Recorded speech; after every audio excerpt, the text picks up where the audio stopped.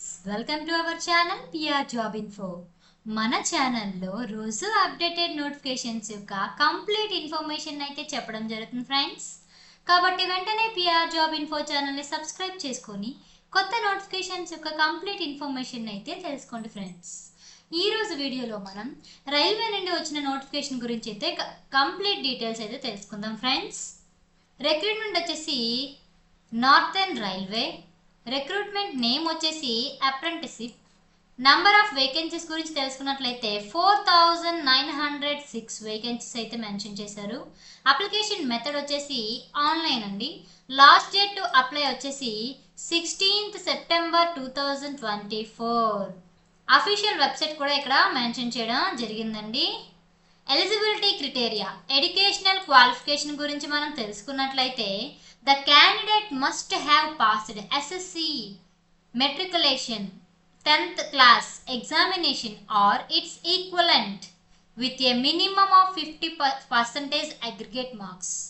10th class అయితే pass అయి ఉండాలండి, అది కూడా 50% మార్క్స్తో. The candidate must have also passed ITI in the relevant trade issued by NCVT or SCVT recognized by the government of India. ITI pass అయి ఉండాలండి. And note, candidates awaiting SSC matriculation 10th class plus ITI results as of the date of the notification are not eligible to apply. Candidates must and should గా exam డేట్కి ముందే pass అయితే ఉండాలండి. Next, age limit గురించి మనం తెలుసుకున్నట్లయితే minimum age 15 years నుంచి maximum age 24 years వరకు అప్లై చేసుకోవచ్చండి.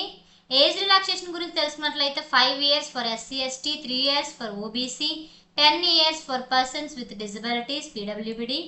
X service men are eligible for an additional age relaxation as per the extent of service rendered in the defense forces plus 3 years provided they have continuously served for a minimum of 6 months.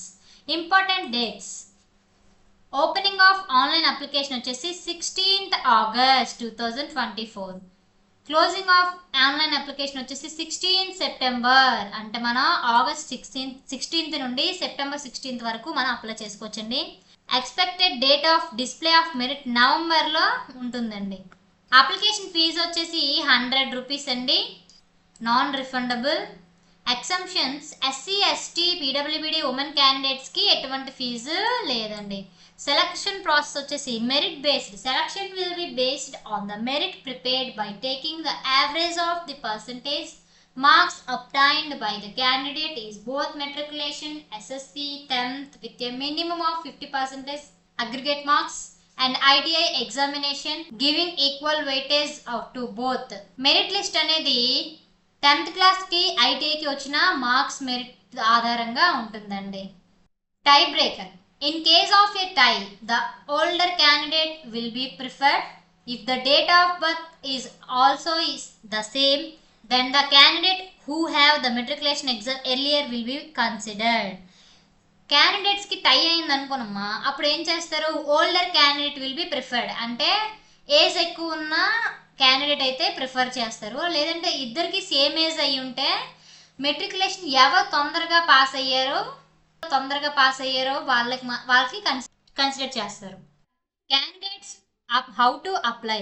Candidates must apply online by visiting the official RRC Northern Railway website and following the detailed instructions provided in the notification. Ensure all required documents are uploaded as per the guidelines. Candidates must apply online by visiting the official RRC Northern Railway website.